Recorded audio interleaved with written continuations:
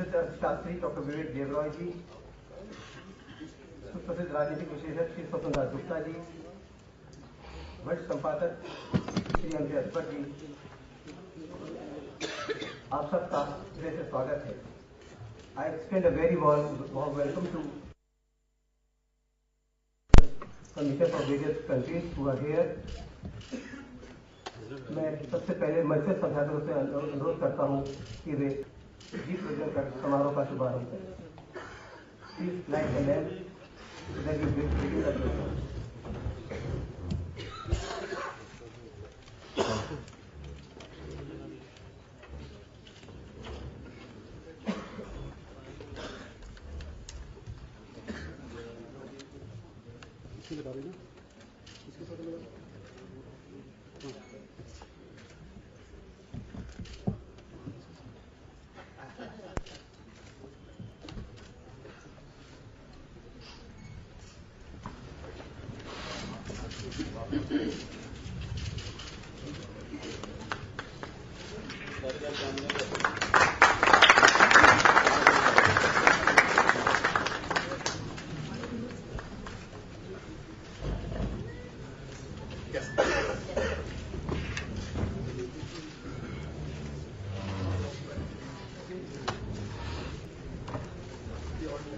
Hello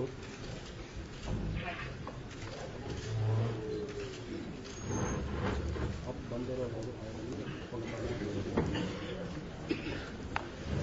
हाँ बोल रहेगा।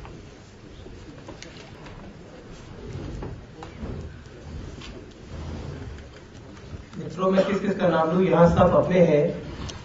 मैं जो पंक्ति देखता हूँ सब हमारे परम हितैषी और परम स्नेह देने वाले लोग इस सभागार में उपस्थित हैं। मैं सबका हृदय से स्वागत करता हूँ और अपने मंचस्थ अभ्यासों का स्वागत करने के लिए मैं आमंत्रित कर रहा हूँ श्री कुणाल शाह जी को, जो खासतौर से इस कार्यक्रम के लिए अहमदाबाद से आए हैं। उन्होंने इस पुस्तक का गुजराती और अंग्रेजी संस्करण प्रकाशित किया। माननीय राजा सिंह जी को वे कुछ देकर उनका स्वागत करें।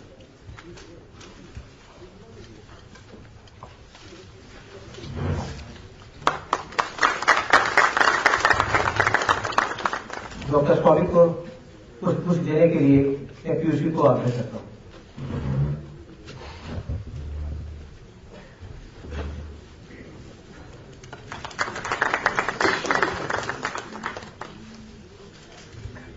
डॉक्टर किरण बेदी के स्वागत के लिए मैं रौनक जी को आमंत्रित करता हूं। रौनक जी,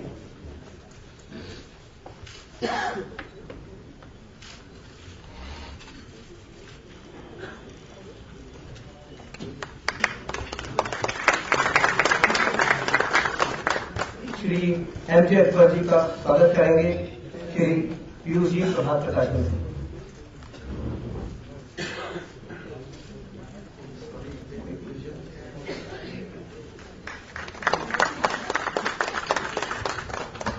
प्रोफेसर विवेक देवरॉय जी का स्वागत करेंगे रौनक जी।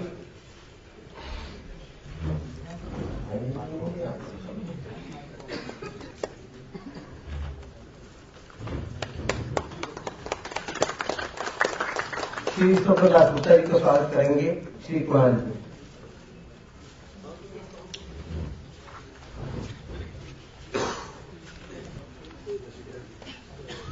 डॉक्टर स्वामी का स्वागत करने के लिए मैं आमंत्रित करता हूं प्रभात के कार्यक्रम के पीयूष जी।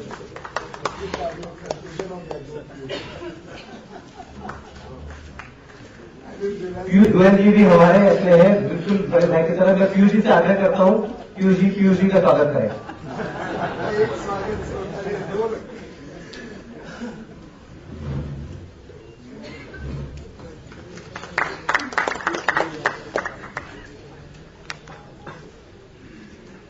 मित्रों, मोदित्व मात्र एक विचारधारा नहीं है जो चुनाव से पहले पल्लवित हुई है, बल्कि यह उस व्यापक प्रशासनिक और राजनीतिक अनुभव का नतीजा है जो श्री नरेंद्र मोदी ने अपने कर्तृत्व से प्राप्त किया है। मोदित्व विकास और आशावाद का मूल मंत्र है, जिसे सुनकर ही प्रगति और उन्नति, बेहतर शासन प्रशासन, सामाजिक समरसता और एक विकसित भारत का चित्र आंखों में आ जाता है। Moditva, the idea behind the man, is the compilation of thoughts and vision of Shri Narendra Modi. It has been compiled by the research team of CAG, Citizens for Accountable Governance, and has been published in English and Gujarati by Labha Sahitya Mandir Ahmedabad and in Hindi by Prabhat Prakashan. I request Ms. Tanvi to please come and say a few words about this project and also introduce her CAG team. Thank you. Good evening ladies and gentleman, नमस्ते। हमारी इस पहली book launch event में मैं citizen for accountable governance की ओर से आप सबका हार्दिक स्वागत करती हूँ। हम बहुत आभारी हैं कि आप सब आए हैं हमारे इस लॉन्च इवेंट में। सिटीजन फॉर अकाउंटेबल गवर्नेंस एक यंग प्रोफेशनल्स की टीम है जो अकाउंटेबल गवर्नेंस के मुद्दे पर देश में काम करती है और रिसर्च सीएजी का एक अहम हिस्सा है। हम अपनी रिसर्च और राइटिंग के द्वारा देश की पब्लिक डिस्कोर्स में एक पॉजिटिव कंट्रीब्यूशन लाना चाहते हैं। मोदी जी के ऊपर काफी पुस्तकें लिखी गई हैं, परंतु उनके विचारों और उनकी नीतियों पर मोदित्व एक पहला प्रयास है। And just in English for our foreign friends, I welcome all of you to this first book launch event by the Citizens for Accountable Governance. We are a team of young professionals who work for the issue of accountable governance in India. Research is a very key part of our organization, and through our research and writing, we aim to bring a positive change and positive contribution in the public discourse of this country. There have been several books written on Mr. Modi, but this book, Moditva, would be the first ever written on the ideas and policy ideas of Mr. Modi. So I welcome all of you to this event. मैं चाहूंगी कि CAG के काफी सदस्य जो आपको देख रहे हैं नीले कुर्तों में इस हॉल के चारों ओर, मैं चाहूंगी कि सीएजी की जो रिसर्च टीम है वो अपना संक्षिप्त में परिचय करें आपसे। I would like to invite members of CAG Research to introduce themselves on stage, and I will begin with myself. My name is Tanvi Ratna. I'm a foreign policy analyst. I did my master's in foreign policy from Georgetown University, Washington, D.C., and I used to work in Washington, D.C. as an analyst prior to coming here. I would like to invite Siddharth Mazumdar also to introduce himself. Hi, my name is Siddharth Mazumdar, and I did my graduation from Columbia University, and I was working as a policy analyst before joining the research team at CAG. Hi, my name is Karishma Malik. I've studied in institutions like SRCC, IIM Calcutta, worked at BCG, and after all my experience, I have understood why Modi ji and his ideology is right for our country, and that's why I'm here today offering my full support as part of the team from CAG. Hi, good evening. I'm Raj Ravan. I have done my MBA from SLITM, and a marketer by profession. I've worked with companies like Vodafone, Taj, Airtel, and a proud Indian who really wants to make some difference, whatever little I can. So I'm in this team. Thank you. नमस्कार, मेरा नाम सूरज कुमार सिंह है। मैंने IT Kanpur से MSc integrated mathematics and scientific computing में किया है और मैं गोरखपुर उत्तर प्रदेश से बिलोंग करता हूँ। Thank you. My name is Siddharth Maheshwari. I'm an entrepreneur by profession, and I'm a reminiscent of Bangalore and an engineer. Thank you. Hi, my name is Teesta Thakur. I did my graduation in economics from, my master's in economics from IGITR Mumbai, and I worked with IFMR in Chennai for some time. Thanks everybody for your attention. I would like to hand the ceremony over to Mr. Bhatt. Thanks, sir.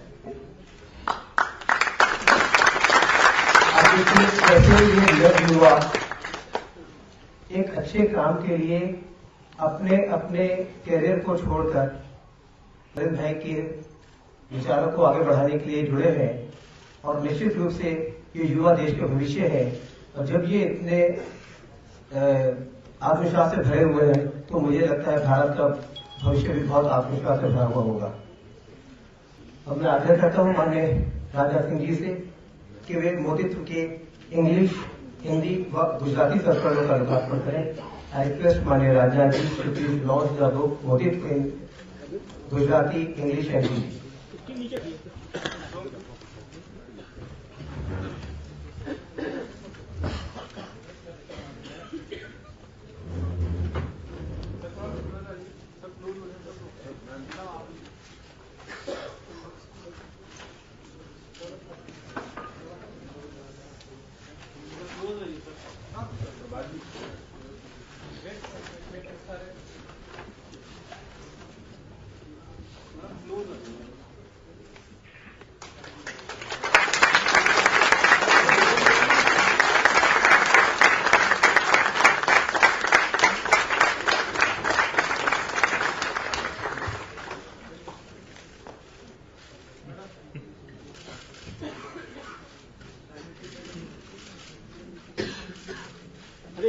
बहुत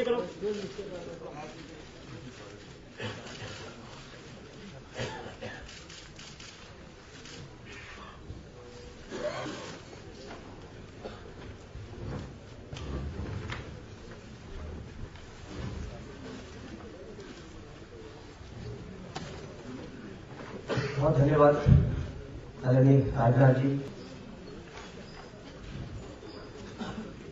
इस मंच में एक और विशेष बात है कि हमारे 3 लेखक इस मंच की शोभा बढ़ा रहे हैं। डॉक्टर सुब्रमण्यम स्वामी, डॉक्टर किरण बेदी और माननीय राजनाथ सिंह जी। कल ही माननीय राजनाथ जी की अध्यक्षीय उद्बोधनों की पुस्तकें हिंदी और अंग्रेजी में प्रकाशित होकर हमने पहली प्रति उनके कार्यक्रमों में दी। तो अपने सभी लेखकों का भी अभिनंदन करता हूं इस विषय पर।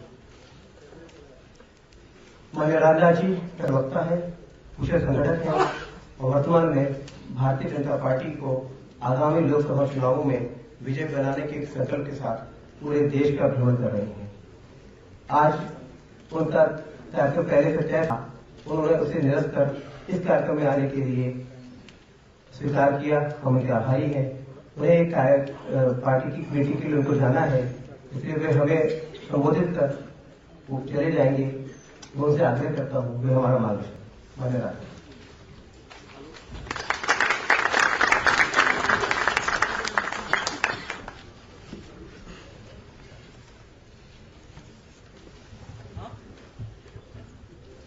प्रभात जी ने मेरा परिचय देते समय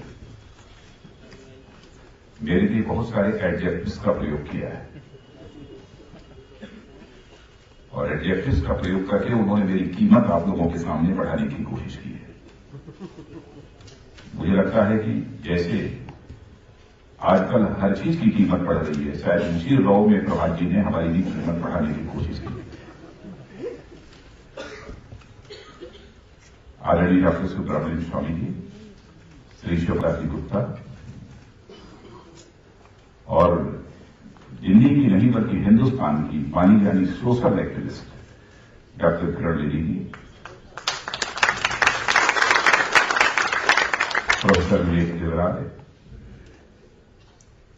और एमजे अकबर शाह, श्री पीयूष गोयल और प्रभात प्रकाशन के कर्ता श्री प्रभात जी, डिस्टिंग्विश्ड डिप्लोमेट्स और यहां उपस्थित मेरे सभी मित्रों। सबसे पहले जब मैंने ये सुना कि मोदित्व इस नाम से कोई पुस्तक लिखी जा रही है,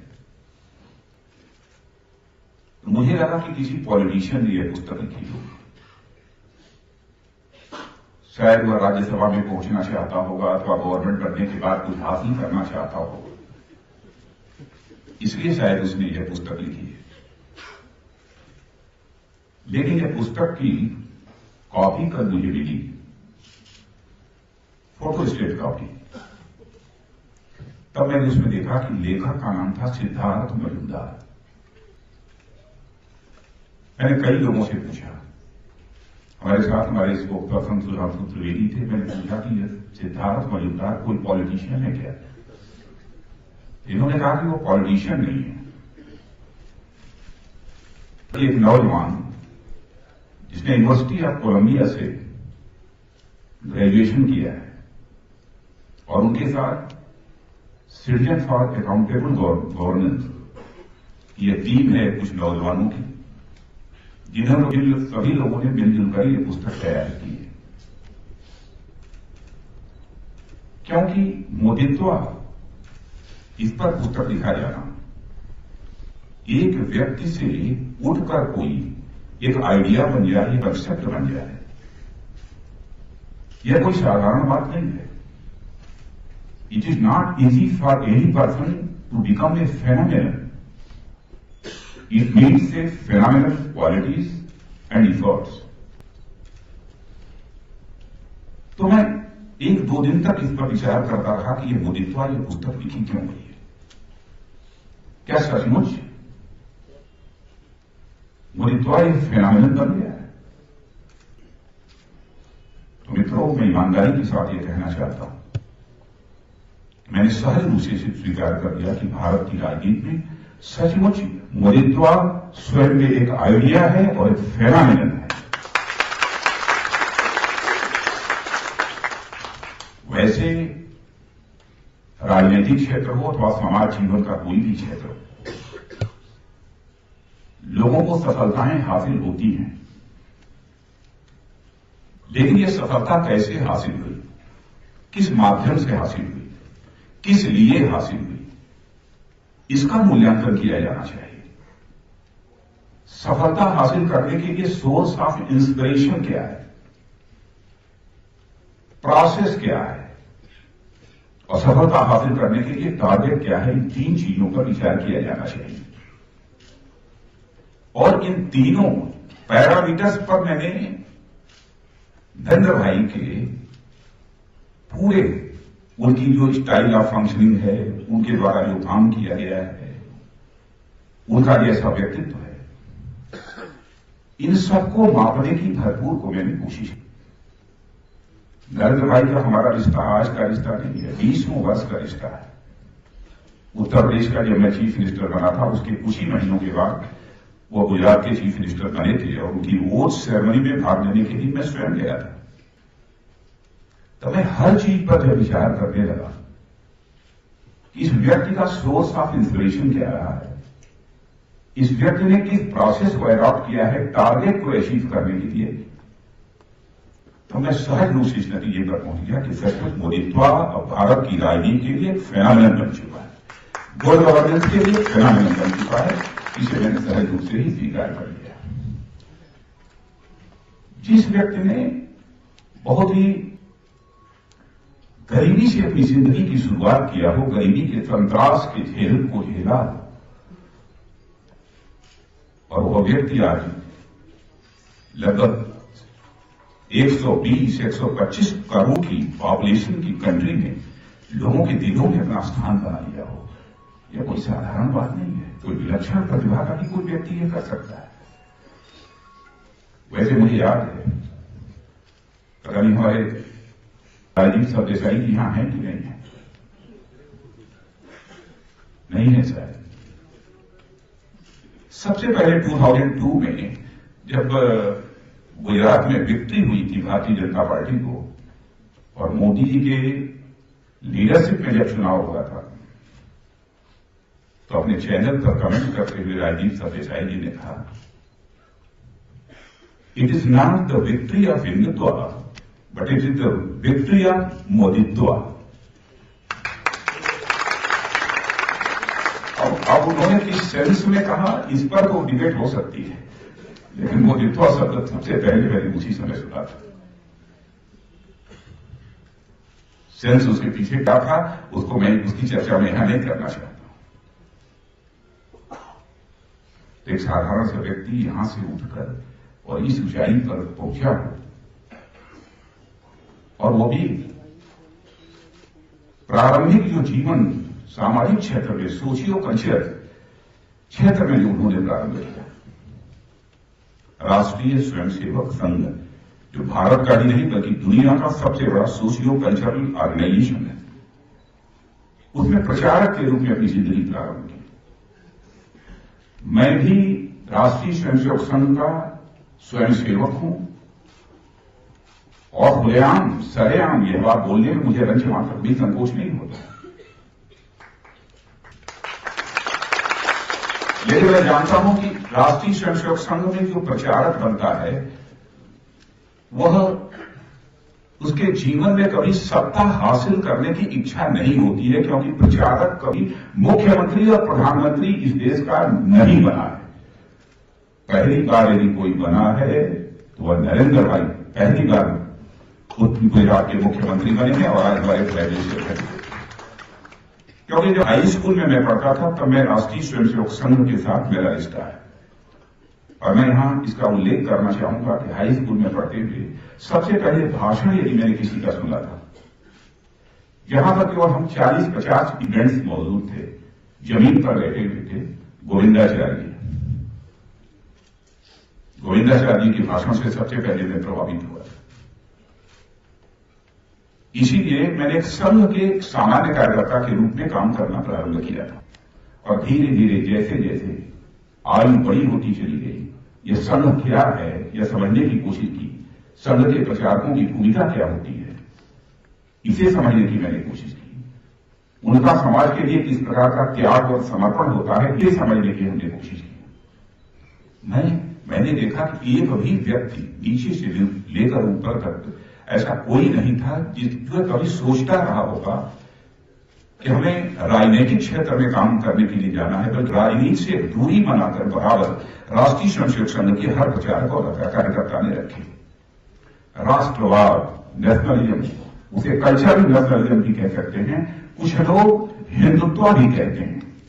वैसे हिंदुत्व इस शब्द का प्रयोग करते हुए मुझे रंच मात्र भी हेजिटेशन नहीं होती।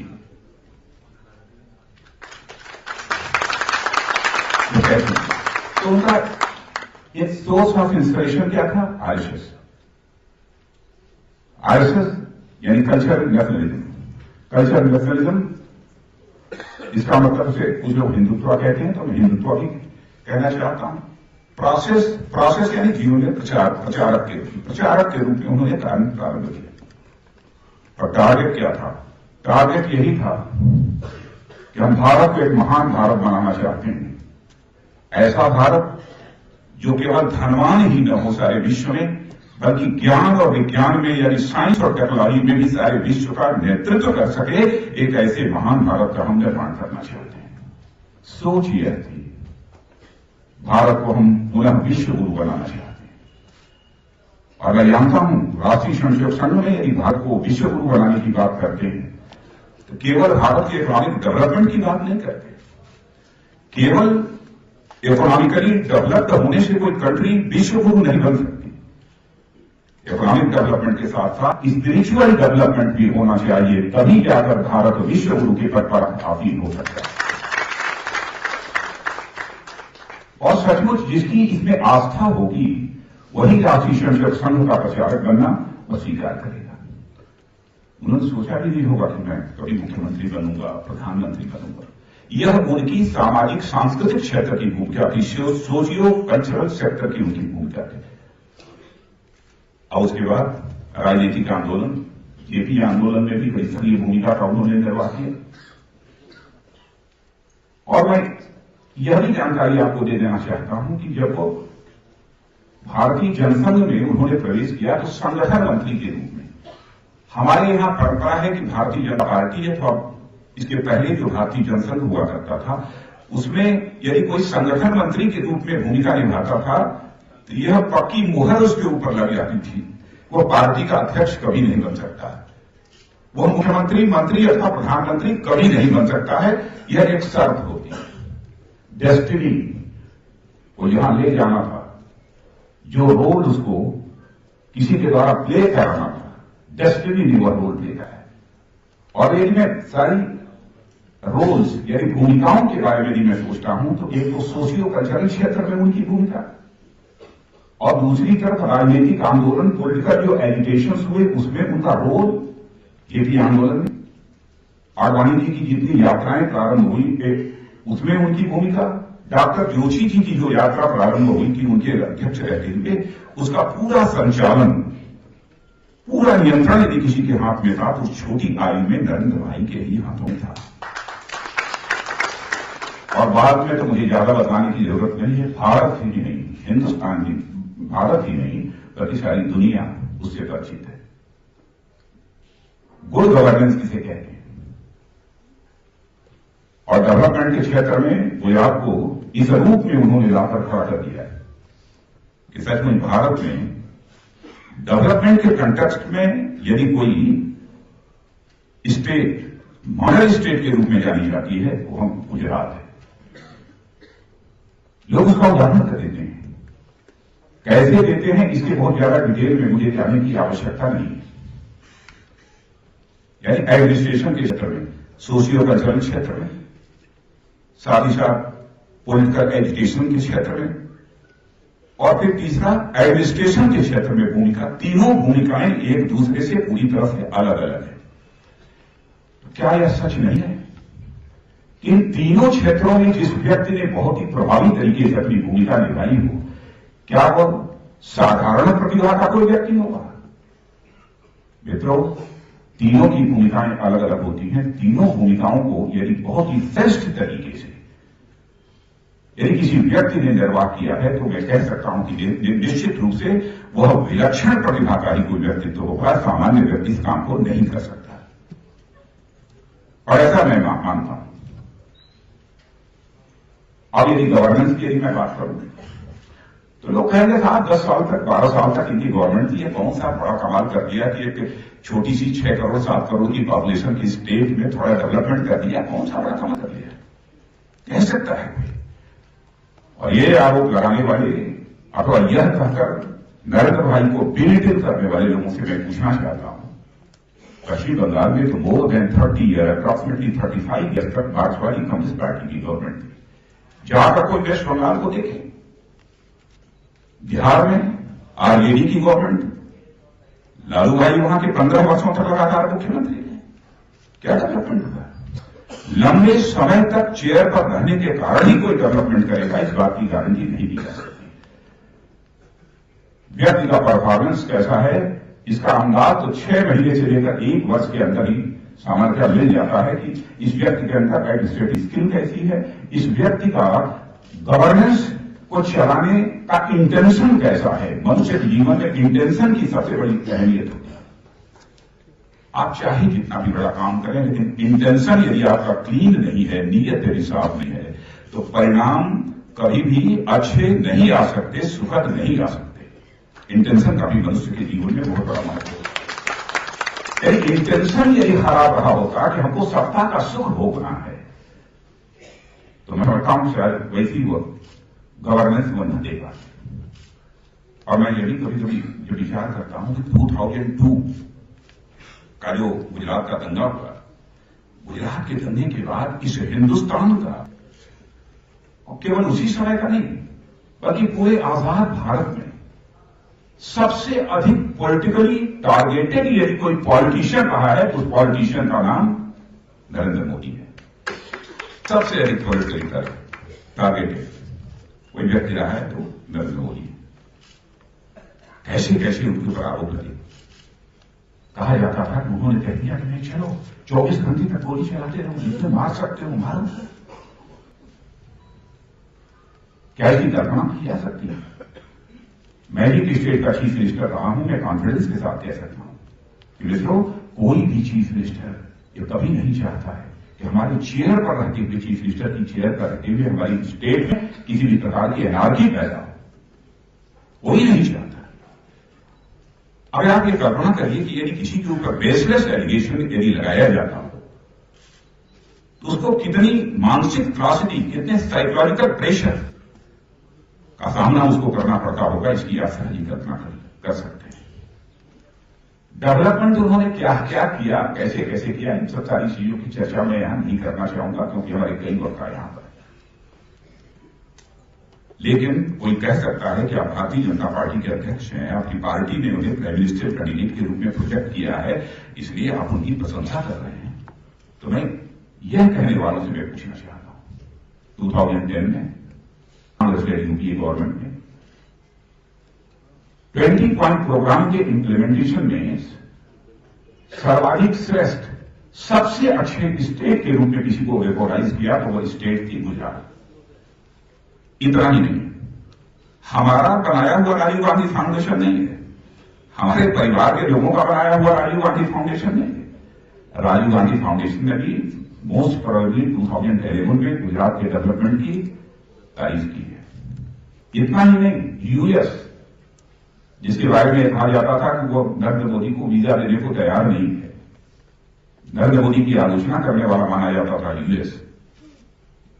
यूएस की पार्लियामेंट की एक रिसर्च टीम ने उनके परफॉर्मेंस की सराहना अपनी रिपोर्ट में, रिसर्च रिपोर्ट में की है। ये कैसे हुआ है? सभी ने सराहना की है।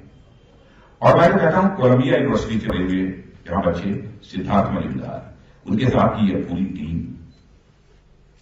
वहां से बच्चे, आजकल के बच्चे कितने शार्प हैं, कितने इमेजिनेटिव हैं, कितनी इनोवेटिव थिंकिंग की यह सारे बच्चे हैं, बताने की जरूरत नहीं है।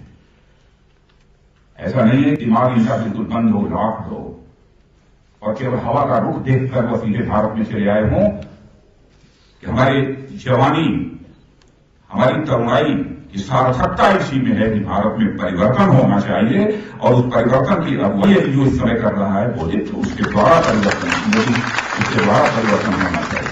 ये इनके दिल में कहीं कहीं इनकी जीवन में बात समझ में आई होगी। आजकल के बच्चे कितने एनालिटिकल होते हैं, हर चीजों का विश्लेषण कितनी बारीकी के साथ करते हैं। इसे आप भी समझते हैं, हम भी अच्छी तरह समझते हैं। अब मैं ये भी ईमानदारी से बता दूं, मैंने पुस्तक को पढ़ा नहीं है क्योंकि इस समय चुनावी महीने प्रारंभ हो गए, 1.5 महीने के अंदर पोलिंग शुरू हो जाएगी और जो पार्टी का अध्यक्ष हो उसकी कितनी बड़ी जिम्मेदारी होती है। मैं बताऊं, प्रातः काल से लेकर रात की 11-12 बजे तक श्वास लेने की उसको फुर्सत नहीं रहती। पढ़ा नहीं है। कल मुझे प्रभात जी ने शायद आपने कुछ नोट बनाकर भेजा था मुझे, वो भी नहीं पढ़ पाया हूं प्रभात जी पूरा। हाँ, बैठकर थोड़ी देर के लिए कुछ मैंने नोट्स ले लिए थे, अपने जल्दी जल्दी जितना बना सकता था थोड़ा कुछ नोट्स मैंने बना लिए थे ताकि कुछ चीजें हमारे जेहन में हों, इसलिए बना लिए। उसमें देखा कि 14 सूत्रों की चर्चा की गई है, 14 सूत्र। उसमें सेकुलरिज्म के बारे में है। सेकुलरिज्म का मतलब नरेंद्र भाई ने जो कहा, सेकुलरिज्म मीन्स इंडिया फर्स्ट। हमारी इंडिया में तो कभी ये बात नहीं है, सेकुलरिज्म का मतलब इंडिया फर्स्ट। अब ये बात सही है कि कुछ लोगों में सेकुलर नहीं मानते हैं। हाँ, लेकिन उन्हें मैं यह बताना चाहता हूं कि नरेंद्र भाई परवर्टेड सेकुलरिज्म में विश्वास करने वाले नहीं है, बल्कि नरेंद्र भाई पॉजिटिव सेकुलरिज्म में विश्वास करने वाले हैं। परवर्टेड सेकुलरिज्म नहीं, बल्कि पॉजिटिव सेकुलरिज्म में विश्वास करने वाले हैं। ज्यादा कोई देखे गुजरात में, बहन भाइयों, इस हिंदुस्तान में किसी स्टेट में माइनॉरिटीज की पर कैपिटा इनकम सर्वाधिक है तो गुजरात स्टेट में है। यहां के चीफ मिनिस्टर को अभिनव कहा जाता है। क्या हिंदुस्तान में केवल 2002 में ही कम्युनल राइट हुआ? क्या दूसरे राज्यों में नहीं हुआ? क्या हजारों प्रकार के राइट्स नहीं हुए? क्या वो बीजेपी के रिजिम में हुए, मोदी के रिजिम में हुए? क्या ये सच नहीं है कि वहां पर मिस्टर जितेंद्र देसाई कांग्रेस के जो मुख्यमंत्री हुआ करते थे, उनके रिजिम में भी एक दंगा हुआ जिसमें कि सारी मस्जिद और बाजार तोड़ डाले गए? क्या यह सच नहीं है कि असली मिस्टर सैकी आके रहते, चीफ मिनिस्टर रहते हुए 24 घंटे के अंदर 5,000 से अधिक लोगों की जाने गई थी, मर्डर हुआ? भूल गए लोग। केवल वोट बैंक की पॉलिटिक्स जो सोच है उसके कारण जो देश की जनता को याद दिलाया जा रहा है, डिवाइड एंड रूल, देश की जनता को बांटो और राज करो, एक ही लक्ष्य है सामने। वैसे और भी बहुत सारी चीजें हैं, मैं उन सारी चीजों का उल्लेख नहीं करूंगा क्योंकि कई हमारे यहां पर विद्वान वक्ता बैठे हैं, वो अपने विचार व्यक्त करेंगे। लेकिन एक बात और जो मुझे लगी, उन्होंने कहा कि मिनिमम गवर्नमेंट और मैक्सिमम गवर्नेंस, शायद मिनिमम गवर्नमेंट और मैक्सिमम गवर्नेंस देश को आजादी हासिल होने के बाद इस देश में रही होती तो आज जो देश की दुर्दशा है, देश की दुर्गति, शायद हमको ये देखने को न मिली होती। मैक्सिमम गवर्नमेंट रही है, मिनिमम गवर्नेंस रही है इस देश में। अब आज क्या हो रहा है, माने देश की गरीब जनता को पेट भरने के लिए भी फूड सिक्योरिटी बिल लाने की जरूरत पड़ रही है। ये गवर्नमेंट कर रही है। ये गवर्नमेंट क्यों करने की जरूरत पड़ी है? क्यों? गवर्नेंस नहीं, गवर्नेंस नहीं। महंगाई यदि बढ़ जाती है, वेजिटेबल्स की यदि कीमतें बढ़ जाती हैं तो क्या होता है? गवर्नमेंट ठेला लगाकर सब्जी बेचने लगती है दिल्ली में, दाल और चावल भी गवर्नमेंट ही बेचने लगती है। यह अंतर होता है मिनिमम गवर्नमेंट और मैक्सिमम गवर्नेंस के बीच का यह अंतर होता है। यह सब जो कंसेप्ट दिया है। अब गुजरात में मैं समझता हूं कि बहुत सब्सिडी और ये और वो बहुत सारी जो चीजें दी जाती बहुत ही कम है, बहुत सारे अन्य स्टेट्स की अपेक्षा बहुत ही कम है। वहां पर गवर्नेंस है, कैसे कॉमन मासेस को एम्पावरमेंट किया जाए, कैसे उन्हें शक्तिशाली बनाया जाए, कैसे उनके अंदर क्षमता पैदा की जाए, यह सब बहुत सारे काम किए हैं। ऐसे 50 काम मैं इस समय गिना सकता हूं, लेकिन 2 घंटे 2.5 घंटे का समय लगेगा, इसलिए उसकी चर्चा यहां पर नहीं करना चाहता।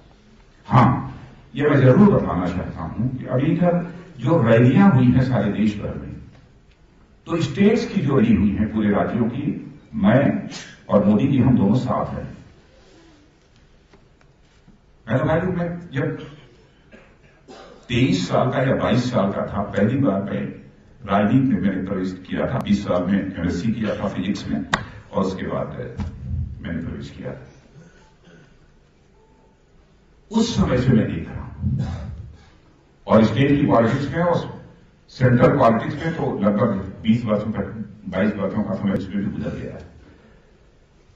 जितनी बड़ी रैलियां हो रही हैं, जिस तरीके से भीड़ उमड़ रही है, इसकी तो मैं कल्पना भी कभी मैंने नहीं किया था कि ऐसा भी हमको देखने को मिलेगा। और ऐसा होता है कि कभी केवल भीड़ नहीं जाती है, लेकिन भीड़ यदि स्वयं यदि किसी को सुनने आती है, और उस भीड़ में नौजवानों का जो उमंग और उत्साह देखने को जो मिलता है, ज्वार जो उनके अंदर देखने को मिलता है, मैं कह सकता हूं ये भी मोमेंट था कि उस समय थोड़ा ये ज्वार हमको नौजवानों के अंदर देखने को मिलता था, लेकिन आंदोलन के प्रति वह ज्वार था। लेकिन व्यक्ति के प्रति ज्वार स्वतंत्र भारत के इतिहास में पहली बार हमको देखने को मिला है, तो नरेंद्र भाई की रैलियों में। ऐसा ज्वार मुझे इसके पहले कभी देखने को नहीं मिला। नवयुवकों को के अंदर क्या देखते हैं, इस प्रकार सारी चीजों का केंद्र वो नवयुवक को ही मानते हैं। उसकी एनर्जी का मैक्सिमम यूटिलाइजेशन, प्रॉपर यूटिलाइजेशन कैसे किया जा सकता, जैसे मैंने कहा कैसे उसकी स्किल डेवलपमेंट किया जा सके, इनोवेटिव आइडिया उसके अंदर पैदा हो, इसके लिए कैसे उसको इंस्पायर किया जा सके, उसकी मैक्सिमम जो कैपेसिटी है, एफिशिएंसी, उसका प्रॉपर यूटिलाइजेशन कैसे किया जा सके। ये सब सारी चीजों के संबंध में बहुत सारे विचार हैं, और मैं समझता हूं इधर तो शायद कई घंटे इधर गोवा में मई महीने में जब मैं इलेक्शन कैंपेन कमेटी की मैंने घोषणा की थी, मैंने घोषणा करने वाला मैं सब कुछ नहीं हूं, मैंने नहीं किया कुछ, हमने जो पार्टी का सर्वसम्मत फैसला था वही किया।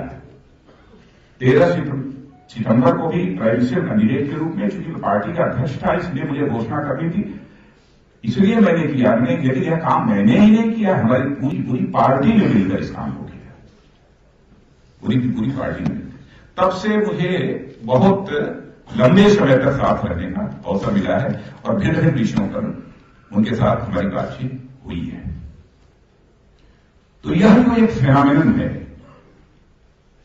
सामाजिक, राजनीतिक और प्रशासनिक क्षेत्र में गवर्नमेंट में काम करने का, और जो उनकी तरह की सोच है, इसे हम मोदित्वा यदि कहते हैं तो मैं समझता हूं ये एग्जैगरेशन नहीं होगा, या सिर्फ नहीं होगा। इसलिए मैं सच में बधाई देना चाहता हूं ये अपने सिद्धार्थ मलिंदार को और उनकी पूरी टीम को, और प्रकाशन के लिए प्रभात जी, मैं सचमुच आपकी कितनी तारीफ करूं कि आपने ऐसी पुस्तकें अपने प्रकाशन के माध्यम से प्रारंभ की हैं, ऐसी पुस्तकें प्रारंभ की हैं, और मैं देखता हूं कि बराबर हमारे प्रभात जी इस प्रकार के कार्यक्रम आयोजित करते रहते हैं। मैं प्रभात प्रकाशन को भी अपनी तरफ से बधाई देना चाहता हूं, और मुझे विश्वास है आगे कुछ इस प्रकार की पुस्तकें और भी हम लोगों के सामने आएंगी। मुझे लगा है कि मैंने कुछ ज्यादा समय ले लिया, जो नोट करके लाया था उसे देख भी नहीं पाया, इसलिए ज्यादा कुछ न कहते हुए इस कार्यक्रम के जो ऑर्गेनाइजर हमारे सिटीजन अकाउंटेबल गवर्नेंस के हमारे जो नौजवान हैं उनको मैं बधाई देता हूं, और उनसे आयु में बड़ा होने के नाते उन्हें मैं आशीर्वाद भी देता हूं, उनके उज्जवल भविष्य की मैं कामना करता हूं, और ईश्वर से यह मैं प्रार्थना करता हूं जहां इन नौजवानों के अंदर सिटीजन्स फॉर अकाउंटेबल गवर्नेंस के नौजवानों के अंदर योग्यता, क्षमता, प्रतिभा और देश के लिए कर गुजरने की तड़पण पैदा करे, वैसे ही हिंदुस्तान के सभी नौजवानों के अंदर देश के लिए कुछ कर गुजरने की तड़पण पैदा करे परमात्मा। सभी परमात्मा से प्रार्थना करते हुए और आप सभी को धन्यवाद देते हुए अपना निवेदन समाप्त करते हैं।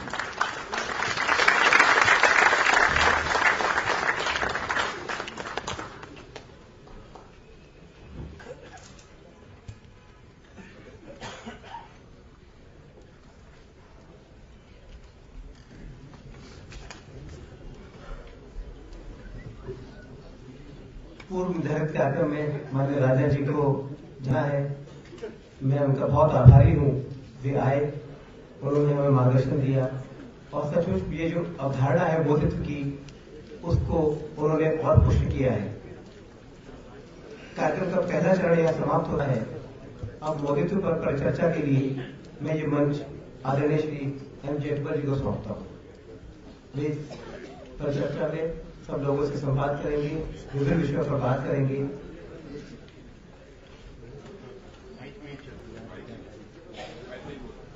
साउंड जरा माइक को चेक करें प्लीज। गुस्ताखी के लिए मैं क्षमा चाहता हूँ, क्योंकि मजबूरी है, इसलिए जाना पड़ रहा है, क्योंकि मैं सब कुछ सुनना चाहता था डॉक्टर स्वामी जी को, हमारे स्वपन दास जी को और डॉक्टर किरण बेदी को, विवेक जी को, सारे लोगों को।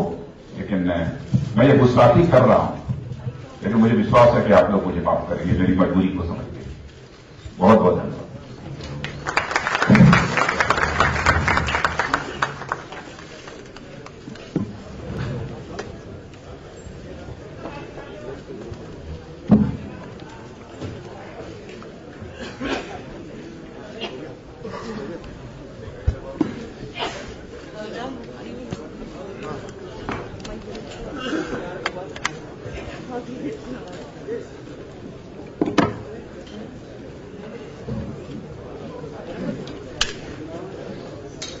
Welcome friends to the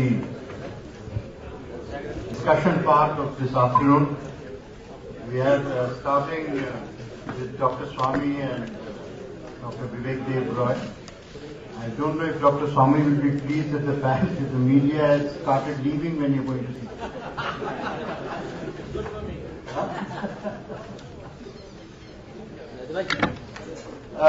It gives me great pleasure to be with you and to sort of initiate these discussions. I'd just like to begin. I've read this book, and I got a copy only this morning. The very first sentence of the book, I think, sets the tenor for change outside the conventional realm of expectation. The very first sentence is a definition of secularism. The essence of secularism is that all religions are equal before the law. I think there is no better definition of secularism. That, Indian secularism is not Europe's secularism of Karl Marx or of Voltaire. India's secularism is equality of every faith, both before the law and within society. And therefore it is only in India and nowhere else in the world that you can get up in the morning and you can hear the bhajan, you can hear the azan, you can hear the church bells peal, and you can hear the Qurbani. There is no country in the world where you can hear all four at the same time.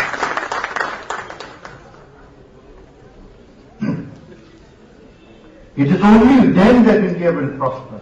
आपको सिर्फ एक बात मैं बता दूं, देखिए कोई भी आता है आपके सामने बात करने के लिए, जो भी हो, बहुत बड़ा ऑडिटर भी हो, हम जैसे नादान भी हो, तो कोई ना कोई हम सोच के आते हैं कि हमें क्या कहना है। लेकिन अगर सामने ऑडियंस के अंदर क्राइसिस मोमेंट आ जाए, तो फिर सोच जो है, जो हम सोच करके आते हैं, सब भूल जाते हैं। उस वक्त जो इंस्टिंक्ट है वो प्रिवेल करता है। दिल में जो होती है बात वो जुबान पे आ जाती है, नस में होती है, नफ्स में भी जो बात आती है वो आ जाती है। और इस बात को मैं देखा अपने सामने आंखों में। मैं पटना में जब नरेंद्र मोदी का भाषण हो रहा था और उस वक्त बम छूटने लगे मैदान में, क्या किसने क्या किया था वो तो अलग है अपनी बात, लेकिन सामने तो जिंदगी मौत का सवाल था। उस वक्त एक क्राइसिस मोमेंट था, इंडिविजुअली कलेक्टिवली। उस वक्त मोदी ने क्या कहा था मैं शायद नहीं भूलूंगा, और वही है सेकुलरिज्म। उन्होंने साफ कहा था कि हमारे हिंदू भाई सोच लें, तय कर लें, गरीबी से लड़नी है या मुसलमान से लड़ना है, और हमारे मुसलमान भाई सोच के तय कर लें हिंदू से लड़ना है या गरीबी से, दोनों बातें। और ये हम इस रूप में तय कर लें कि हमें गरीबी से लड़ना है, किसी आपस में लड़ना है, ये हो जाए, ये बहुत बड़ी बात हो जाएगी। और अगर यही हमारा भविष्य है तो मैं आज सुकून के साथ एक भविष्य का इंतजार कर सकता हूं।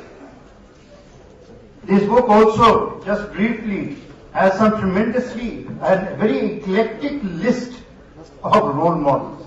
I've very rarely seen such a collection of role models. I'm sure very easy to find out. And I'll just give you a little list. Chanakya, Ashok, Akbar, in a sense, have become cliches. Let us be frank about it. We all use these three names.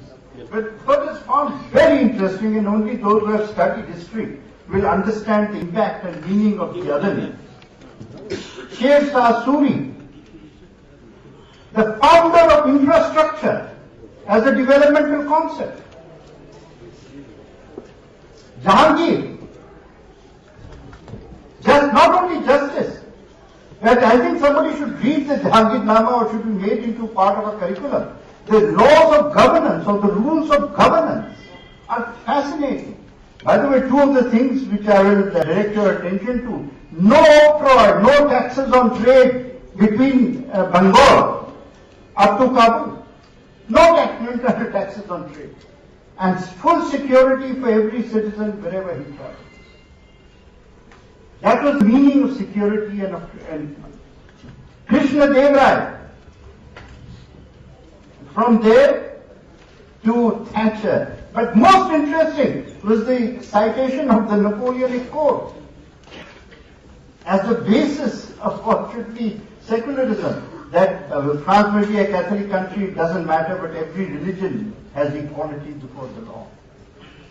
So, there are lots of pearls out here, including concepts, minimum government, maximum governance you've also heard. I just want to leave a thought with you that all manifestos in any election are equal.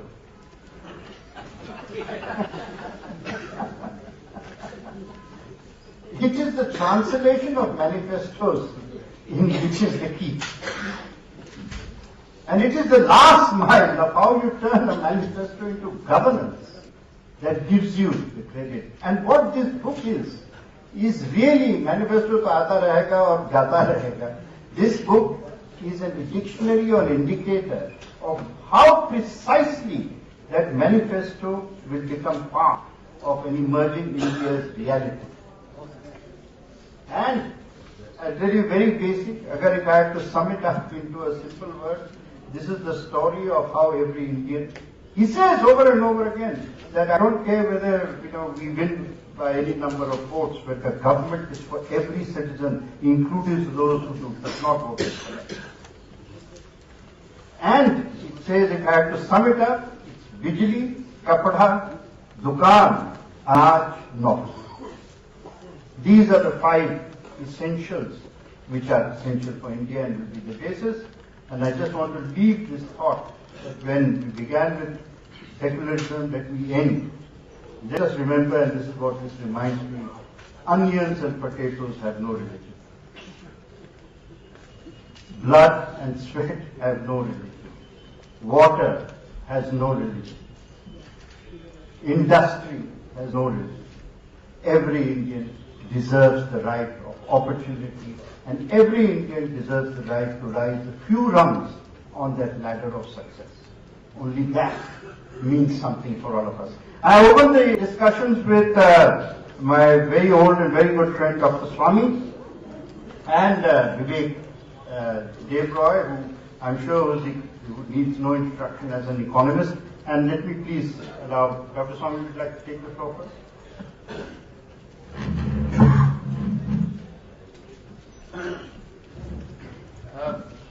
After that, there'll be an opportunity for a few brief questions. My only request to you, please keep it questions. Dr. Swamy is the one speaking, not those asking questions. How much time these people have?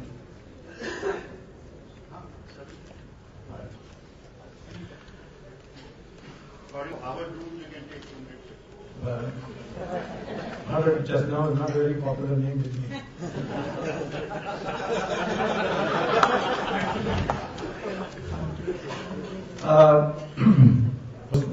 Mr. Chairman, distinguished panelists, first I want to congratulate the CAG for bringing out a book which is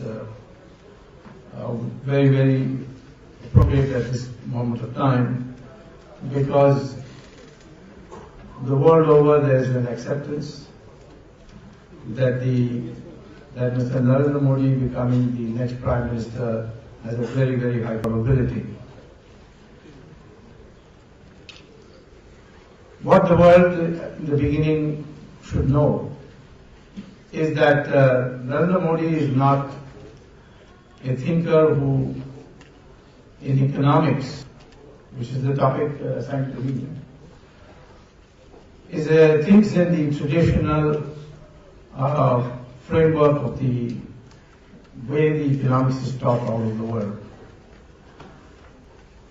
He is, in my opinion, a person who has articulated in practical terms what long ago Dindayal Upadhyay had formulated as the theory of integral humanism. Throughout his writing, speeches, and what has been extracted here in this book, the emphasis is material progress must harmonize with spiritual development. The economics that is taught all over the world is one-dimensional theory, which is purely how you can either maximize your profit or maximize your production. And the question of value system, it doesn't figure in any of these discussions. Going through the book, Moditva means, of course, Modiness.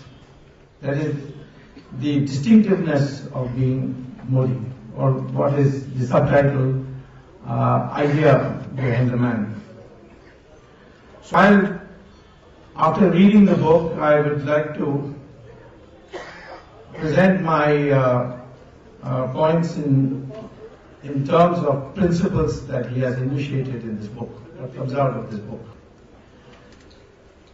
The first key proposition of Mr. Narendra Modi is what I would call as the market principle, where he says that people will be willing to pay for assured good quality goods and services they need for their economic activity, and there is no need to subsidize it.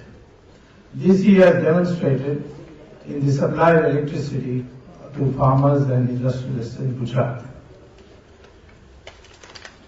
The second principle is that what we have to ensure as a part of this market principle is that there is a level playing field for both the producers, the competitors, the consumers.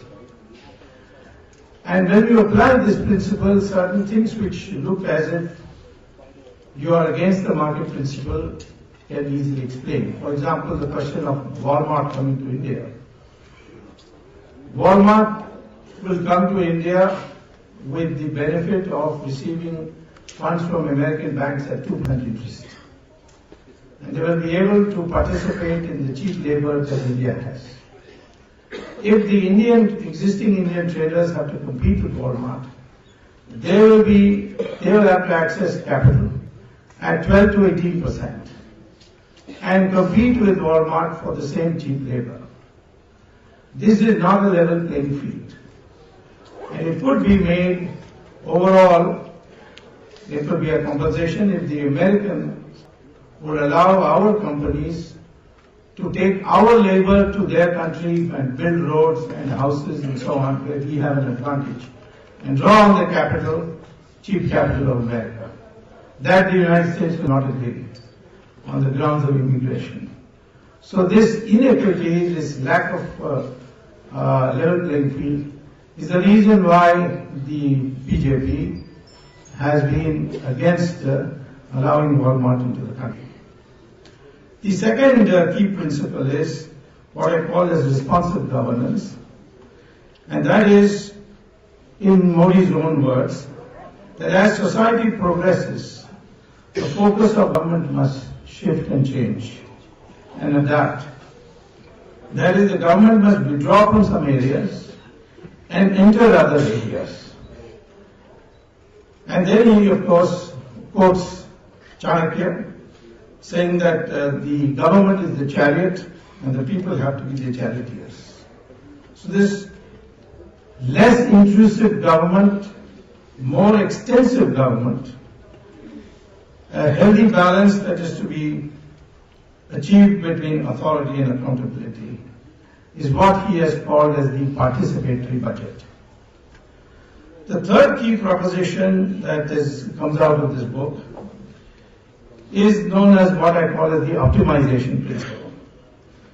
That in every economic decision there is not only private costs and private profits or gains, but there is a social cost and a social gain. And therefore, for example, if you have a factory which pumps in smoke into the atmosphere, the factory owner may make profit, but the society loses because the health hazard that it creates. Or if somebody starts a orchard, then a person next door can set up a beehive and benefit from the fact that the bees can go and extract honey from the blossoming flowers before the fruit. So these are things which are part of the social gains which he wants to focus, and therefore he has advocated that every economic decision must take into account the social cost and social benefits. The fourth key principle that comes out of his writings is that of decentralization. If I may put it in a simple way, what essentially he's saying is that if you have a complicated problem, of an n-dimensional complicated problem, you convert it through decentralization into n problems of one dimension each, which are easy to solve. Instead of taking the n-dimensional problem as a totality, you break it up through decentralization into simpler problems. And the final, the example I can give you is what the Japanese did to the American radio and television industry. The Americans were producing Motorola and so on, were producing radios in a greatly integrated production system, where the material came through one door and the transistor or the radio or the television came out of the other door.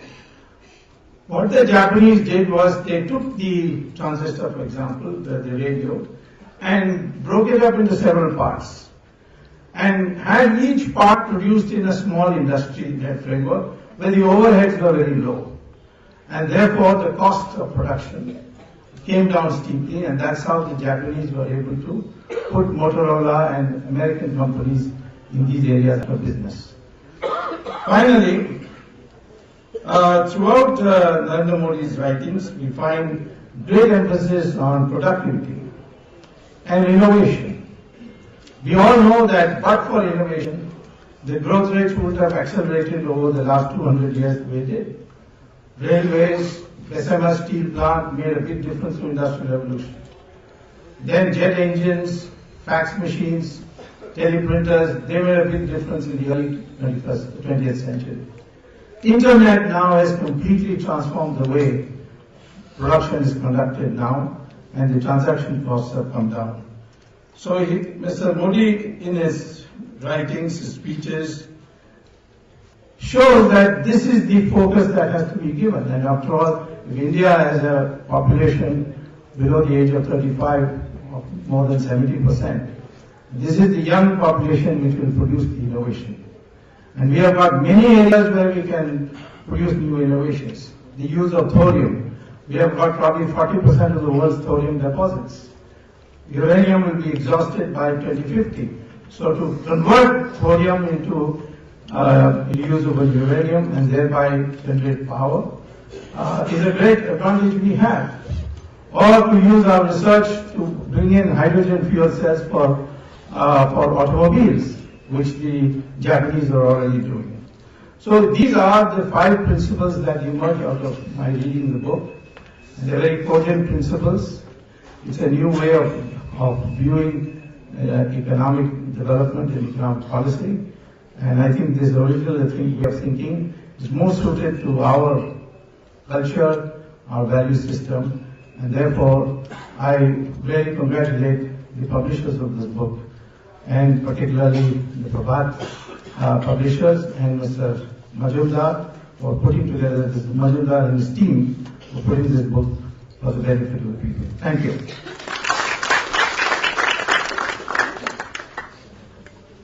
Vivek?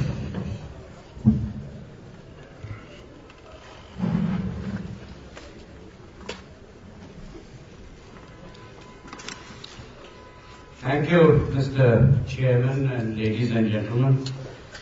Let me begin by thanking Siddharth and CAG for having given me the opportunity to read the book and for having invited me here.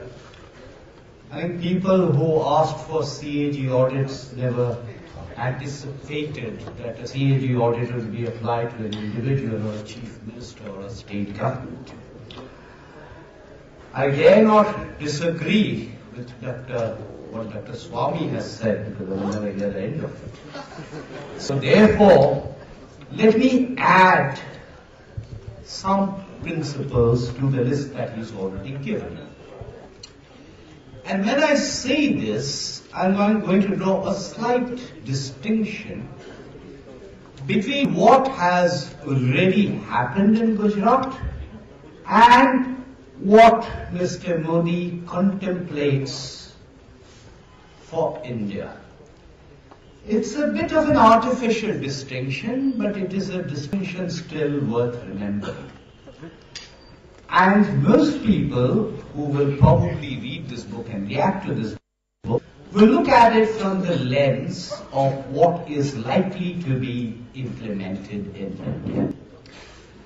And those 14 items that Siddharth and his team have chosen, quite understandably, reflect a certain bias. There is a subjectivity, it's inevitable. Had I been asked to list out some principle from Gujarat, I would have listed probably a different set of principles. So let me flag for you some items which I don't think are adequately directly mentioned in that book. Number one, Dr. Swamy has already mentioned, but let me underline that in a slightly different kind of way, and that is decentralization. Decentralization in several senses. Decentralization, particularly given the fact that Gujarat already had a very strong root in Panchayati Raj development. Decentralization in the sense of getting even ministers and senior bureaucrats involved in the planning process. Decentralization in terms of permitting feedback loops, so that you listen to what people want, and the entire planning process is geared towards that. And this is a very important principle, because while we have been talking about it in Delhi, certainly in Yojana Bhavan, nothing very much has happened. And here is a state where that decentralization has now gone down below the block level. It is even percolating down to the village level. The second principle I want to mention is what exactly do citizens want on the part of the government. I think the first item, the first thing that citizens want on the part of the government is ensuring law and order. That's the reason why we elect governments in the first place. So I would like to flag the law and order part of it. I think the next thing that people want are things like roads, electricity, water, skills, education, health. And what I want to mention here is the explicit recognition that the government cannot necessarily do everything.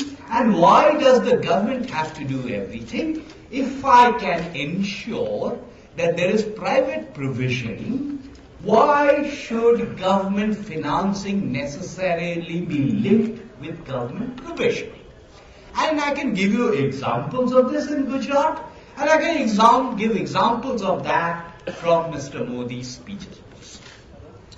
The third item, which I think is extremely important, is whether you have a good policy or whether you have a bad policy, that has to be implemented by the bureaucracy. If you do not empower the bureaucracy, if you do not enthuse the bureaucracy, there is no way development or governance, however you define those terms, is going to happen.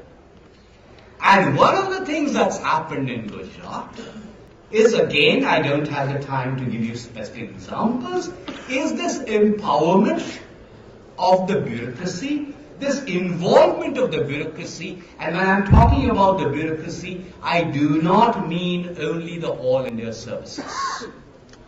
The cutting edge and the blunting edge is below that. So when I'm talking about the bureaucracy, I'm really talking about below that. Connected with the bureaucracy very quickly, there are issues of budgetary processes which have gone through changes which are not adequately recognized. There are issues of breaking down the silos across government departments and ministries, I'm talking about state government, which also are not adequately recognized.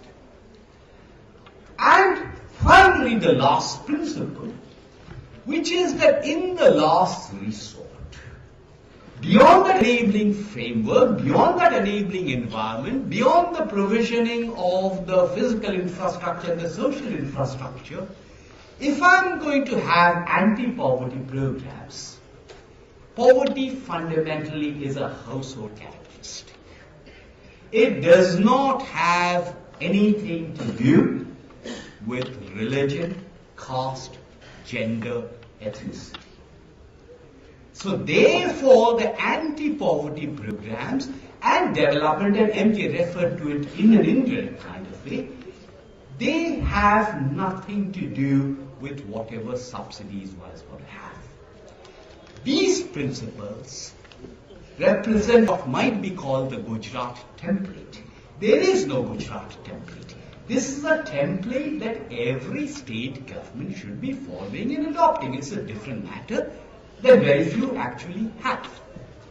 Interpreted in these terms, what is important about Gujarat is not whether the growth rate has been 8% or 7.5% or 6.3%.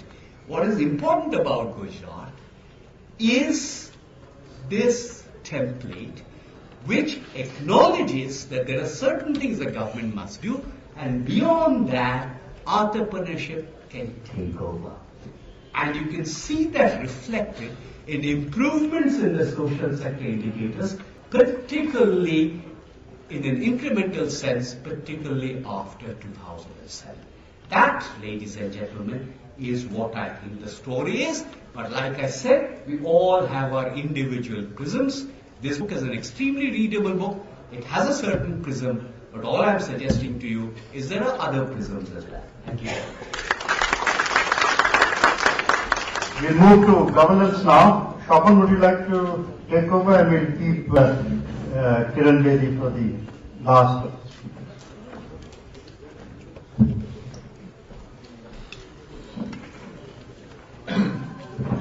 Thank you, MJ. I'll be extremely brief because I think you've had an overdose of speeches today. As a political analyst, one of the occupational hazards of being a political analyst is that you got to do a lot of number crunching these days and go through a lot of opinion polls of varying authenticity. Now, one of the common features of these opinion polls, which I have found, is that invariably the popularity of Narendra Modi exceeds the popularity of the BJP by something between 15 to 20%. Now, to my mind, that's important because if you put him in a predetermined template, I think you're not likely to see what explains the success of Narendra Modi. So Narendra Modi has to be seen, of course, within the prism of the BJP, but he's got to be seen something which is a little different. My contention is the popularity of Narendra Modi lies because he is in many ways a rebel against the system, a rebel against entrenched interests in society, some of whom I find represented here. He is a rebel against all the assumptions which have guided what we mean by the India story. Now, let me be a little more candid. If I was to say what appeals, what is the extra zing which Narendra Modi brings to the table, it's not merely the Gujarat model as it's being called. Because in a national election, the theory that one size fits all is best left to the planning commission. An institution which I hope we will see the last of after May 2014. But every state has its own dynamics. Every state has its own culture. Every state has its own rhythm. To mindlessly transplant what took place in Gujarat into a different cultural and economic context doesn't make any sense. But what does make sense is to learn from certain approaches which we can profit from. And I think the success of Narendra Modi beyond Gujarat, incidentally when he came onto the national platform, everyone assumed, oh my God, India is not Gujarat. Of course it's not Gujarat. But the success of Narendra Modi was precisely because he knew India wasn't Gujarat and his popularity was because of certain wider appeal. And the first iconoclastic principle which he applied to Indian politics was that unlike the rest of the politicians, he was not concerned with the size of the state. Everyone else, you go to any budget speech, we have increased the outlay in social welfare from 7,000 crores to 8,000 crores, thump, thump, thump on the desk. He was concerned with something else, which is the efficiency of government. So for the first time, the term efficiency was introduced as a principle of governance. Efficiency in terms of services, efficiency in terms of grievance redressal, and a certain transparency using technology. One of the biggest scams in most Indian states is what we call the transfer posting industry, in which a lot of my friends in the media also sometimes are an active stakeholder. He made that process transparent. Put it on the net. So you can't fiddle with it. It was straightforward as that. There's a certain predictability about government. That predictability is what he brought about. The principle that you can get delivery of services, if you give it in the morning, you can get it in the evening. The principle that you can have night courts, these were innovative methods. But they all stem from one thing. That efficiency matters as far as government is concerned. The second point, and I think this has been spoken about, so I didn't elaborate on it, was that it was targeted governance. Government need not be there everywhere, but where the government is there, let it act purposefully, let it act with vision, let it act with a degree of modernity, and let it act with a sense of integrity. Integrity is very important in this respect. He often tells me that he created whatever has been done in Gujarat without necessarily having lateral entries into the bureaucracy. It's the same people, the same Babudam, which is the bane of India in large parts, which has been motivated into doing something else. So obviously there is something in that. And finally, and this is linked to the question of efficiency, is that what we might call Moditva, you can call it anything else, is the principle of excellence. I think if there is any man in India who today rails against this mindset of third worldism, shoddiness, jugaad, patchwork, and wants to get to global standards, it is Narendra Modi. I've been to these vibrant Gujarat summits, and once I told him, I said, Modi, it's, lots of people are coming in, and it seems to be a mela with lots of people listening to seminars on fishing in Newfoundland and mining in New Brunswick. So he said the importance is not that.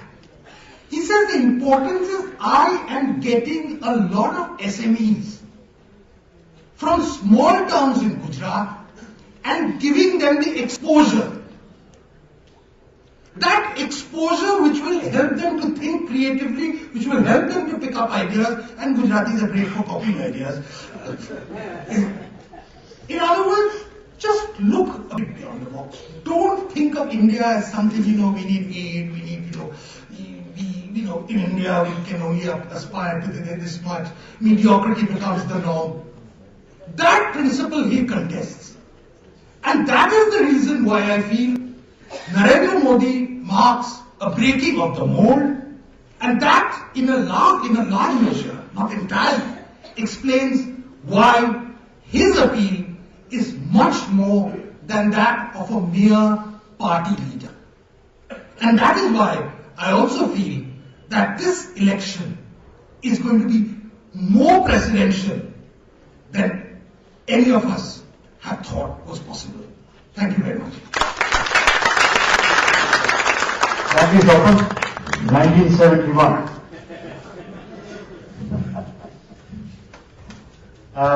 Finally, not finally, Piyush will round up the all that 6 o'clock deadlines. We'll ask Kiran, please.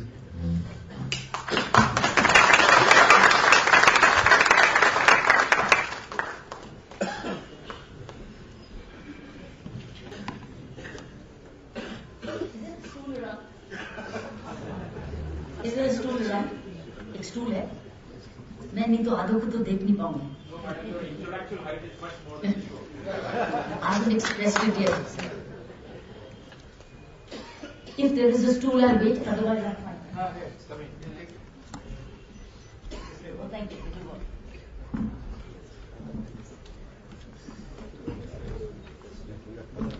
Yes.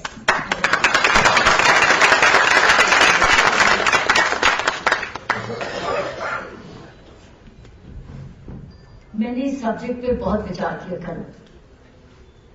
मेरे मन में एक flow of speech नहीं आई. मेरे मन में कुछ प्रश्न आए और कुछ पॉइंट्स आए और मैंने वो पॉइंट्स आपके सामने रखूंगी. पहले तो मैं बहुत खुशी महसूस कर रही हूं कि मैं इस तरीके की ऑडियंस में आई. शायद मेरे लिए पहला मौका था. मुझे आपने मौका दिया, मैं उसकी बड़ी आभारी हूं. क्योंकि मैं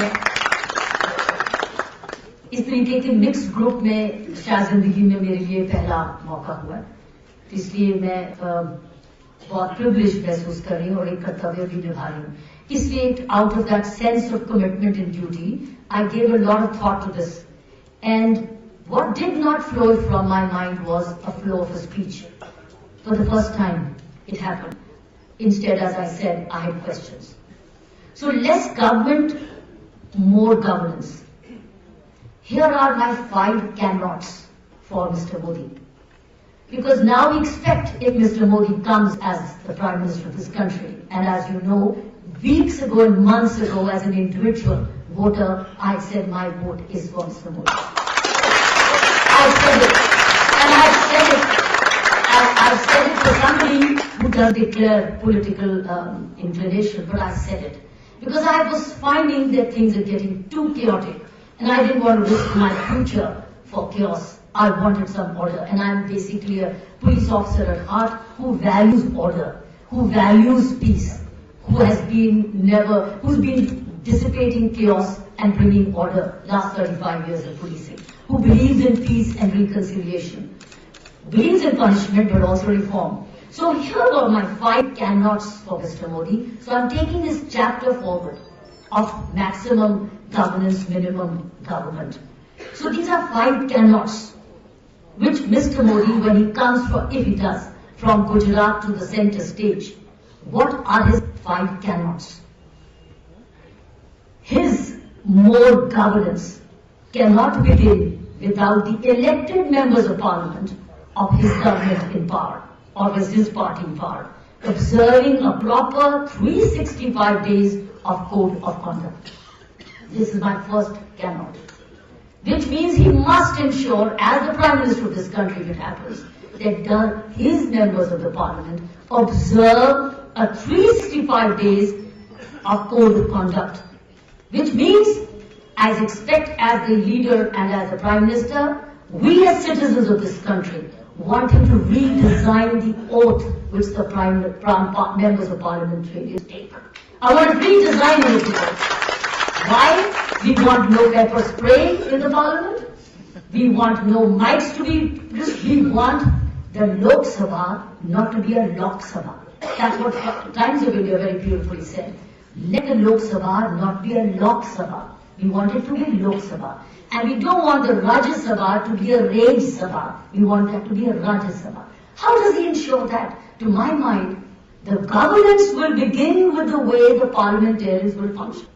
To my mind, this is the biggest challenge before him as a different kind of Prime Minister who leads the Parliament and the Lok Sabha and Rajya Sabha towards performance rather than disruptions. So this is my first cannot, which he cannot, as he wants to be having maximum governance, minimum government, to establish that how do his members of the Parliament and his party perform. Second, the government in power cannot be in maximum governance, with Parliament delivering the least, as I said. These are my 2 points combined. Third, cannot be in maximum governance without the right officers at the right place. Without the right officers at the right place. And to my mind, here are the key right officers and the key positions which changes the destiny of that place. I've experienced this 35 years. Whenever we got the right police commissioner, we moved on. When we had Mr. Ved Marga, we did a lot. When we had somebody else, we had problems which are still under investigation for us. And God knows how long they will. So what I'm saying is, he cannot have maximum governance if he doesn't put in place a system of right people for the right post. Which means, what are those posts I'm looking at? I'm looking at beginning with the right cabinet secretary. The cabinet secretary oversees all 100 union government secretaries. What kind of cabinet secretary we have? Because the cabinet secretary is a very important link between the rest of the secretaries and the Prime Minister's office. Therefore, what kind of cabinet secretary does he bring to the table? What kind of person does he begin? And secondly, how is the selection done? Is it by himself or is it tripartite? Does he involve the leader of opposition also? And does he bring in an independent person also to select a cabinet secretary which is acceptable to all, which is trusted by all, which is valued by all? So what are the other key positions? The chief secretaries of states. The moment you have the right chief secretary of the state is in good hands. The moment you have a weak chief secretary, you have Uttarakhand. That is the result of a collapse of administration. So what I'm saying is, he wants minimum government, but maximum governance. And that comes through right chief secretaries, right director generals of police, and right revenue commissioners. If he ensures this as a prime minister of a system where these three positions, that means he assures administration and effective coordination, he assures law and order by right director generals of police. At the moment we look for the weakest. We look for the weakest and not the most efficient, but the weakest. We need to find the strongest and the most strongest and professionally sound. Revenue takes care of revenue generation, which means huge amount of money in the kit. So that means you got money, you got law and order, and you got governance, you got administration. You can do with less government then.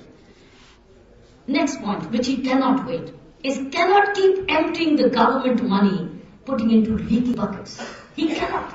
He has to check the plugs, he has to plug the leaking buckets. He cannot just keep emptying. What we are looking for is immediate leadership and populism, where you bring money, saved money from one account and put into leaking buckets. So in the end, we just keep borrowing money every year. We live on borrowed money. He has to ensure that all the leaking buckets are shut. That alone will ensure good governance.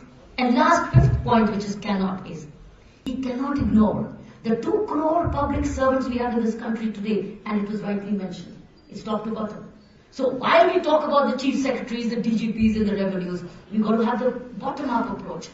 We literally have 2 crore government employees in this country. Literally 2 crores. To be exact would be 1.74. We literally have, I'm employing all municipal employees, half contract employees. We literally, this country has 2 crore. How do we deal with them? And so they cannot stay at a 19th century mindset with 20th century government processes with 21st century needs. How does he as a prime minister address that?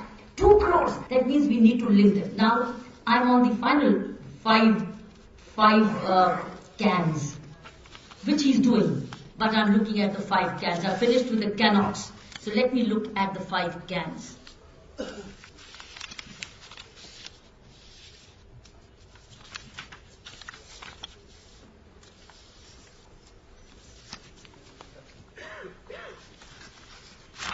My paper's gone, the 5 cans.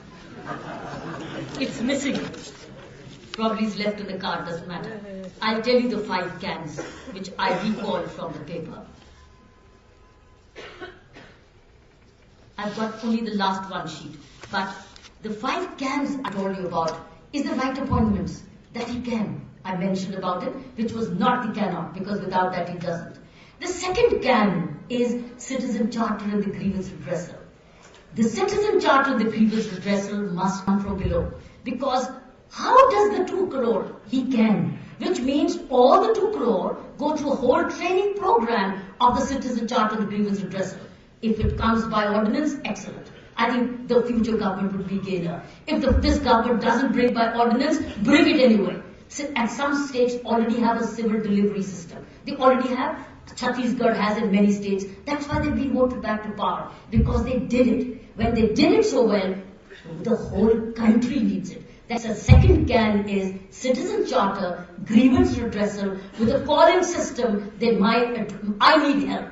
I need this legal assistance. I think that's a very vital point. Where the postings, transfers, systems of the civil service, which I mentioned, he can. Secondly is the citizen charter and the grievance redressal systems with a calling system for help.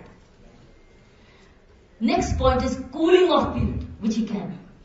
The cooling off period has to come, and it applies as much to the judiciary, my friends. If we don't have a cooling off period of the civil servants at least for 2 years, how do you expect them to give the best judgments till the end? They have to go back to the common man. The civil servants, 2 years cooling has to be mandatory, which means that you will have a holiday. You may not have your favorites coming in straight away for key positions, but then after 2 years, Mr. Prime Minister, you start reaping the reward of neutrality. These people would have gone back to the public, gone back to their private homes, gone back to be one of the public servants, got off the white ambassadors, got off the VIP culture, and then see what did they do with people, how did they realize what was the other side of the fence. I've said this, the possible cans. Any paper left there? Let me check. There was one very good. 1 minute.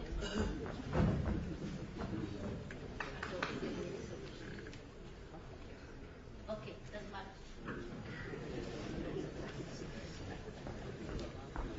I did so much of homework, these scans.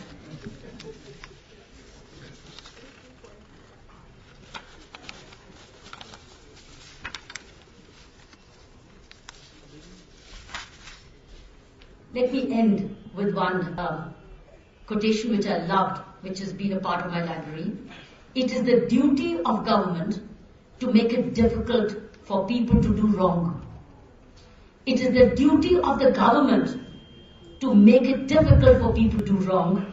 It is the duty of governance to make it easy for people to do right. That is what we're looking for. And I think that's the system which we are looking for from Mr. Modi. We have very high hopes. We do hope that our destinies will change for the better and that we will go from stagnation, decline to progress and development. Thank you.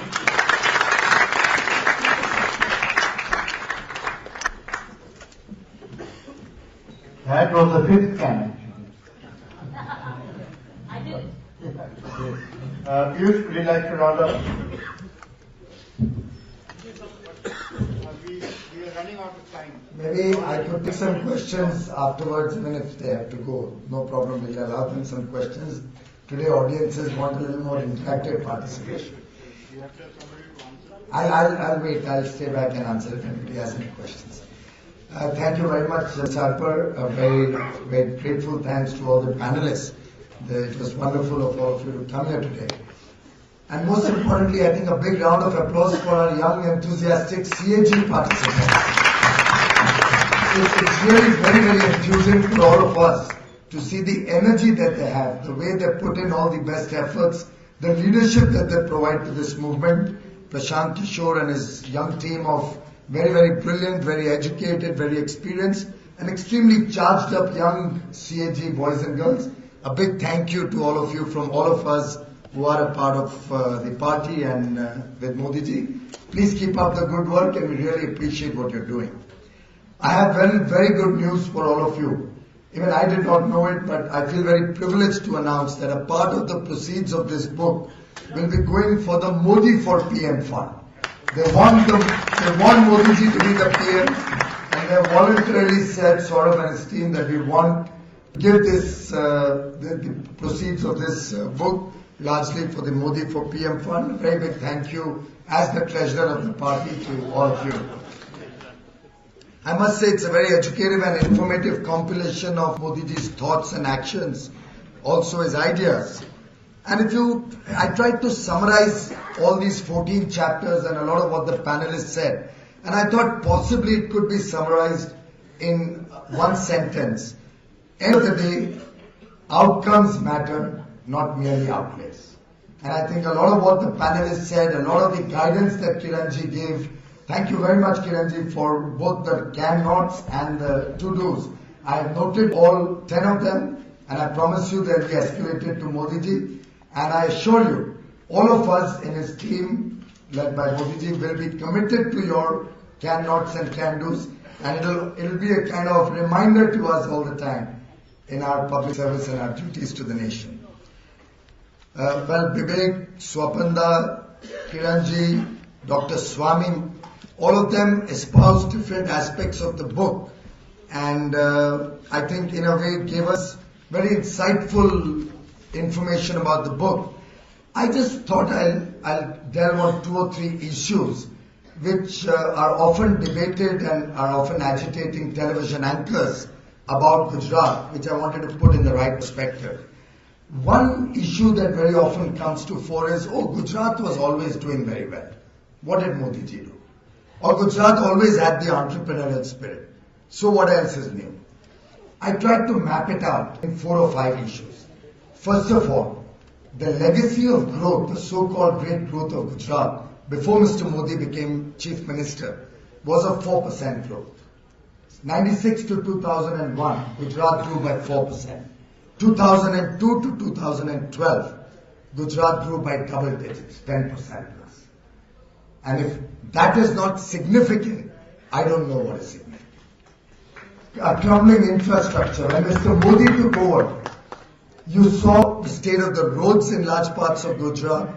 You saw that power was, there were a huge amount of outages. Power was most expensive in Gujarat. Power was not available for everybody. Water was not available for everybody. He set these things right. Today you have some of the best roads in Gujarat. Baroda, Ahmedabad, 120 kilometers, a 1-hour journey. Power, 24/7, the length and breadth of the state. Separate feeder lines, distribution lines for agriculture, for industry and the households. Power theft and almost no in the state. And it all ends with the lowest increase in power tariffs in the last 10 years is in the state of Gujarat. If you check the tariffs way back in 2002 and the tariffs in 2014, the percentage increase is far lower than anywhere else in India. And I have the statistics to back it up if anybody is interested. Water, nook and corner of Gujarat. Even if it was a small settlement, and very often when secularism is being discussed and when people try to ask him, why don't you have schemes for the minorities or separately for different parts of society? His view is that I have to work for every citizen, earlier for his state and I hope now for the nation. So there were small settlements, largely of the minority community, where if one was to look at the cost benefit or the cost of taking water to those remote areas, probably it wouldn't justify the investment. But he said every part of Gujarat, every citizen of my state should be receiving water. And he would put up pipelines to remote areas, maybe 1,000 people, 500 people living there. But he made sure water went to the length and breadth of the state. Agriculture. Double the national average has been the growth of Gujarat in agriculture in the last 10 years. If that is not progress, I don't know what is progress. And what did he do? This unprecedented agricultural growth with modern technology, global best practices. He does not believe in benchmarking with the laggards. He always benchmarks with the best. He wants to know who's the best in the world. I'll benchmark with that. And lastly, where there are pockets of development and prosperity, he decided for me, development has to be for all. Sauno Saath, Sauno Vikas. That was his mantra. Everybody should be together in the development story. I think these 4 or 5 issues became his mantras of government, and the 3 enabling guidelines which helped him achieve that. 1, he did not believe only in acts, he believed in action. He's often mentioned that. His leadership, the visionary leadership that he showed, charted out a long-term transformation roadmap. He never thinks small, he never thinks today. He thinks of scale, he thinks of speed, and he thinks of skill, which has been also highlighted in the book. He does not believe that we have to plan for 10 years or 15 years. His plans are always what to do 50 years later. And I'll mention to you 2 specific instances very recently that I encountered with him. We were looking at the manifesto of BJP for this election. And at some point I said, we should throw this number that we'll do this. He said, no, Piyush. Anything that goes into that manifesto has to be practical, has to be doable, and has to be fundable. I will not write anything which I cannot achieve, cannot deliver.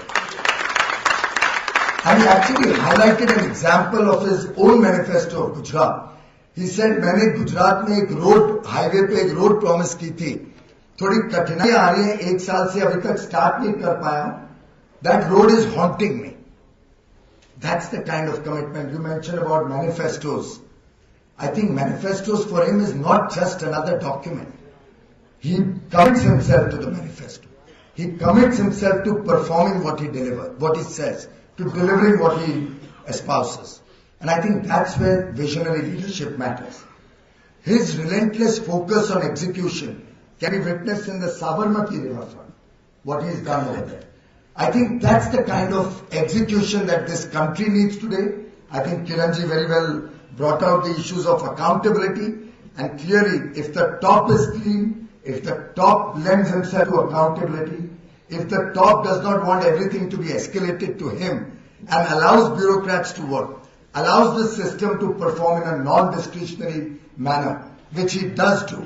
I mean, the system you did mention about the right officers. Man, he has the same officers who were there for the earlier 50 years or 30 years. He has a part of the same officers who are there in the rest of the nation. After all, the bureaucracies from all over the country in each state, it's the leadership that he provides. The officers want to work. I personally believe, I'm not at all cynical about the bureaucracy of the government. I believe there is a goodness, an inane goodness in each one of us, in each one of the Indians working, whether in government or outside. We just need to get the best out of them. We need to empower them. You spoke of training, madam. The first act Mr. Modi did when he took charge in government, he took his entire ministry to IIM Ahmedabad for a training program to understand what good governance is, how processes have to be run, what is management by exception. And every year, the senior bureaucrats have to give a scorecard of what they did and what their plan is for next year. I think his model of governance is duplicatable. It's not something that is restricted to the state of Gujarat. I have the confidence that under his leadership, the BJP and Mr. Modi will be able to bring about that transformational change in India. And Moditva will be a guiding light, a guiding principle for the team, for Mr. Modi's team, for all the people who will be associated with him in ensuring that we deliver good governance, we empower India as was mentioned earlier, and we empower every Indian out of the deprivation and poverty that this country has witnessed for many years, not merely by slogans but by action. A very big thank you to CAG once again for all the effort they've put in, not only in compiling his thoughts, but also in putting together today's program. And I wish all of you well in this big task ahead of us in the coming election. Thank you very much. Thank you very much, Piyush. You spoke of outcomes. This government is drawing in incomes. Anyway. साथियों के अंतिम चरण में है, मैं कुणाल जी से अनुरोध करता हुए आए और सबका विधिवत धन्यवाद ज्ञापित करें।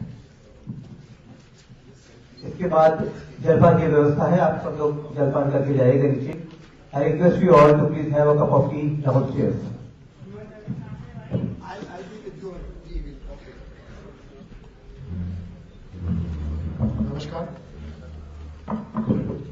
नमस्कार। यहाँ उपस्थित सभी अभ्यागतों के प्रति कृतज्ञता ज्ञापित करना मेरा पुनीत कर्तव्य है और यह कोई औपचारिकता नहीं है। हम सचमुच अभिभूत हैं, आनंदित हैं आप सबके आगमन से। इस सार्थक परिचर्चा से देश में विकास का, प्रगति का मार्ग प्रशस्त होगा और भारत पुनः विश्व गुरु बनेगा।